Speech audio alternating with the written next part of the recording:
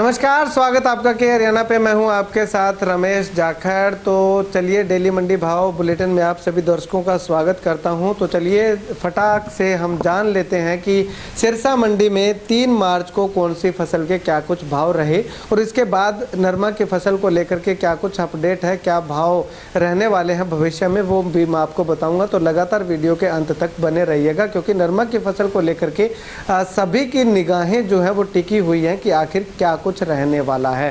Petrol diesel की कीमत को लेकर के भी काफ़ी कयास लगाए जा रहे हैं, तो उस पर कुछ अपडेट जो है वो मैं आपको दूंगा। तो चलिए सबसे पहले जिक्र करते हैं, नज़र डालते हैं कि आज 3 मार्च को, माफ़ कीजिएगा, 3 मार्च को नरमा के क्या कुछ रेट रहे और सिरसा मंडी में कौन सी फसल के क्या कुछ भाव रहे हैं। 3 मार्च की अगर बात करूं तो नरमा की फसल जो है वो 10,000 रुपये प्रति क्विंटल के हिसाब से रही है। पूरे 10,000 रुपये प्रति क्विंटल के हिसाब से नरमा की फसल बिकी है। कपास की अगर बात करूं तो 7,831 रुपये प्रति क्विंटल के हिसाब से भाव रहा है। सरसों की बात करूं तो 7,000 रुपये प्रति क्विंटल के हिसाब से रहा है। ग्वार की बात करूं तो 5,525 रुपये प्रति क्विंटल रहा है। धान की वैरायटी 1401 की बात करूं तो 3,910 रुपये प्रति क्विंटल रहा है। और धान की वैरायटी PB1 की अगर बात करूं तो 3,650 रुपये, यानी कि 3,650 रुपये प्रति क्विंटल के हिसाब से रहा है। अब 2 मार्च और 3 मार्च के बीच फसलों के भाव में अंतर की अगर बात करूं तो नरमा की फसल में अगर बात करूं तो 197 रुपये प्रति क्विंटल के हिसाब से गिरावट हमें देखने को मिली है। और कपास की अगर बात करूं तो 31 रुपये प्रति क्विंटल के हिसाब से वृद्धि देखने को मिली है। और सरसों का भाव जो है वो 1 मार्च से 3 मार्च तक लगातार 7,000 रुपये प्रति क्विंटल के हिसाब से रहा है, यानी कि कोई उतार चढ़ाव हमें देखने को नहीं मिला। और ग्वार की अगर बात करूं तो ग्वार में 30 रुपये प्रति क्विंटल के हिसाब से गिरावट हमें देखने को मिली है, यानी कि कमी हमें देखने को मिली है।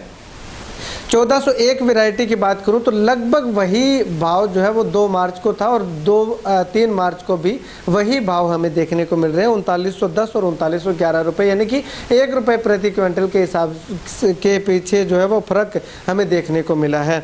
अब अगर PB1 की अगर बात करूं तो PB1 में जो है वो 10 रुपये प्रति क्विंटल के हिसाब से वृद्धि हमें देखने को मिली है। तो ये तो थे आज 3 मार्च को सिरसा मंडी में कौन सी फसल के क्या कुछ भाव रहे।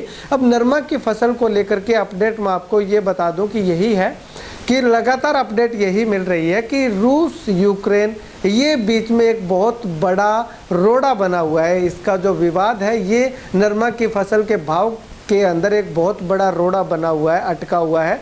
अगर ये विवाद शांत हो जाता है तो नरमा की फसल के भाव जो है वो बढ़ने के पूरे आसार हैं। अगर ये विवाद शांत नहीं होता है तो नरमा के भाव जो है वो इसी तरह से स्थिर बने हुए हैं। कभी 100 और 200 बढ़ जाता है 10,000 से, कभी 10,000 से 100-200 रुपये घट जाता है, यानी कि 9,500 से 10,500 के बीच बने रहने की पूरी संभावना है। अब अगर सरसों की बात करूं तो सरसों के भाव में वृद्धि जो है वो हमें देखने को मिल सकती है और रिकॉर्ड तोड़ वृद्धि देखने को मिल सकती है। 10,000 से 12,000 रुपये प्रति क्विंटल के हिसाब से सरसों के भाव रहने के आसार लगभग दिखाई दे रहे हैं। अब इसके अलावा अगर बात करूं तो पेट्रोल डीजल और गैस के दामों की अगर बात करूं तो पेट्रोल डीजल के दाम जो है वो चर्चा लगभग मार्केट में यही चल रही है। मार्केट में जो सोशल मीडिया पे कर लीजिए, फेसबुक, यूट्यूब, ये जो सोशल मीडिया के प्लेटफॉर्म हैं, इन पे अगर हम देखें तो ये चर्चा चल रही है कि 7 मार्च तक जो अंतिम चरण के चुनाव हैं, उन अंतिम चरण के चुनाव तक पेट्रोल डीजल के दाम और गैस सिलेंडर के दाम जो वो स्थिर बने हुए हैं, उसके बाद एकदम से उछाल देखने को मिलेगा। और सिलेंडर की अगर बात करूं तो 1,200 रुपये प्रति सिलेंडर तक दाम पहुंचने के आसार जो है वो लगभग दिखाई दे रहे हैं। क्योंकि अगर मैं बात करूं तो रूस और यूक्रेन के बीच जो तनाव की स्थिति बनी हुई है, वो स्थिति जो है वो इफ़ेक्ट हर चीज़ पे डाल रही है, हर चीज़ पे इफ़ेक्ट डाल रही है। और